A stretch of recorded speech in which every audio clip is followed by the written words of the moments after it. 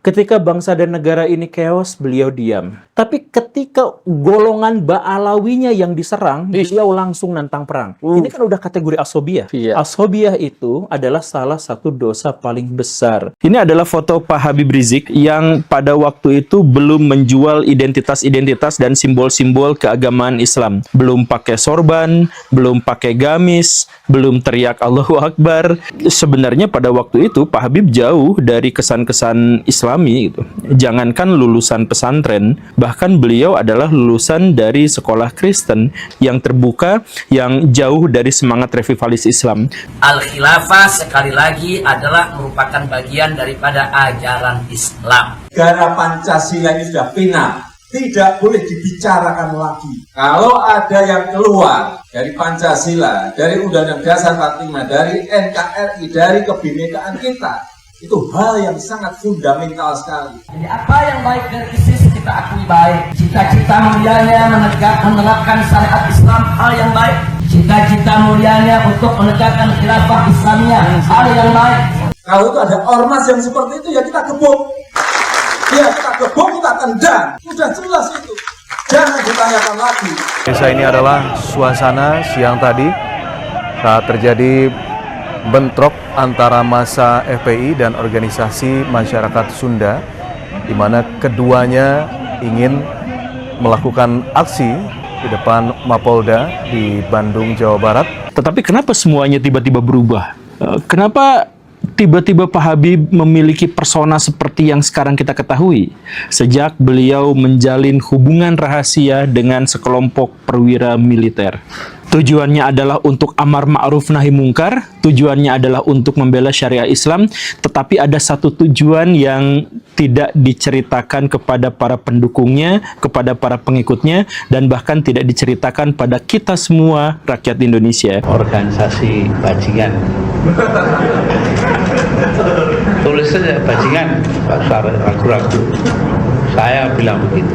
Gus Dur itu buta mata juga buta hati. Gus Dur ngelihat dari mana? Gus Dur itu buta matanya, buta hatinya. Dan kericuan ini terjadi beberapa saat setelah Rizik Syihab selesai dalam pemeriksaan di Mapolda Bandung, Jawa Barat. Kalau yang pegang urusan itu penakut ya begini. Gus Dur menyatakan bahwa FPI harus bubar. Tapi alhamdulillah dengan pertolongan Allah, 4 bulan kemudian bukan FPI yang bubar, tapi Gus Dur yang bubar, jatuh dari kekuasaannya. Ya Habib, kita jadi kalau jadi presiden aja nggak bisa bubarkan FPI, bagaimana sekarang mau bubarkan FPI? Ya, Habib. Dan saya ingatkan Gus Dur itu antek Yahudi. Ya nanti harus ditangkap semuanya sudah. Nggak usah ragu-ragu.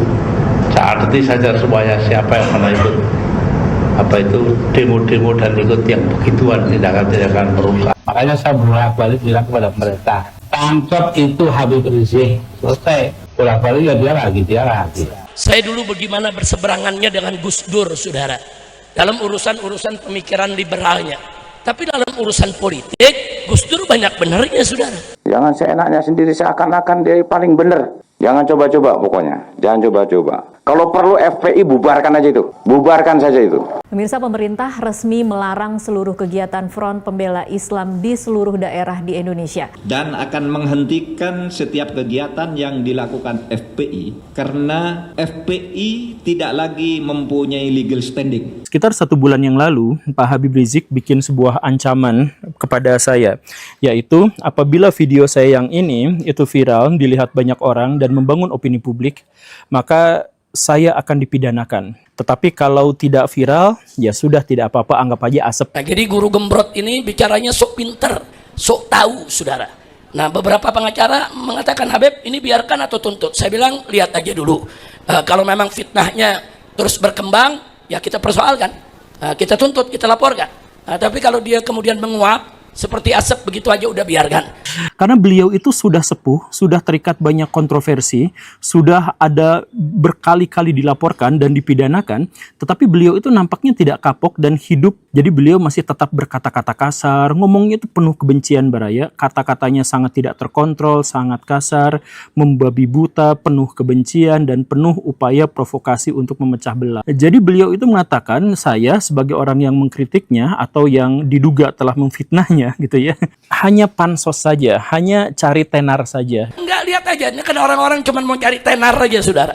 Nah, biarkan aja, kalau dia menguap bagaikan asap yang tidak berarti, nggak usah diperkarakan. PR kita banyak.